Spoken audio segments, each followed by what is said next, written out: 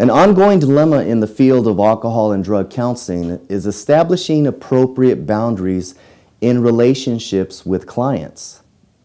Some of the examples of dilemmas that we face as clinicians are in regards to gifts, social engagements, romantic, intimate relationships, and the possibility of counseling friends and family, as well as being a two-hatter, someone who is in recovery and is a clinician. Let's talk about gifts. Many times over my 18 years in being a clinician, I have been faced with clients wanting, out of a attitude of gratitude, wanted to personally give me a gift, especially during the holidays.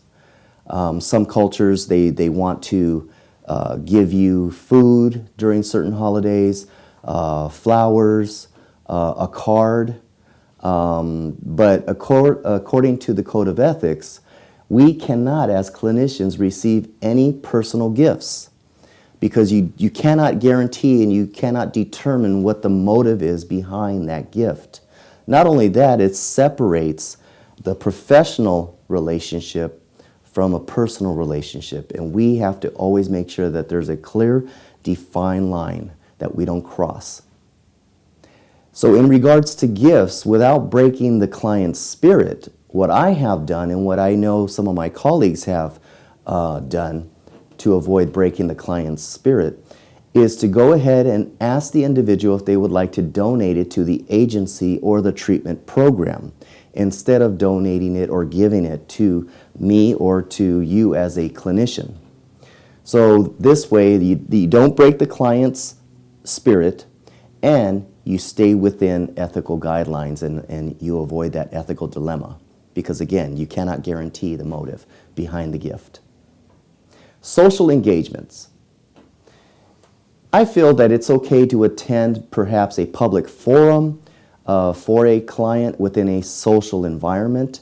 Let's say, for instance, it is a auditorium or a huge gathering. Perhaps the client wants you to come and see that they are receiving their 6-month chip or their 1-year chip. It might be appropriate for you to go ahead and attend in that type of a social engagement. However, where crossing the line is within a social engagement may be for you to attend their home where it's just you and them, or attending a social gathering with their family. That's where the lines are crossed. So keeping it very clear and defined and separating yourself to where it cannot be misinterpreted that you are trying to veer into a dual relationship. The other obvious, we would hope that it's obvious, and that is the romantic and intimate relationship with the client. Now, I personally have always veered on the side of caution, and that is to never become romantically involved and never to develop an intimate relationship with a former client as well as a current client. That has just been something that I have established within my 18-year career, and I know that there are certain codes of ethics that identify 2 years, 3 years, but I personally and I encourage those students that are becoming counselors, and I also encourage new counselors to always veer on the side of extreme caution and never become intimately or romantically involved with a client.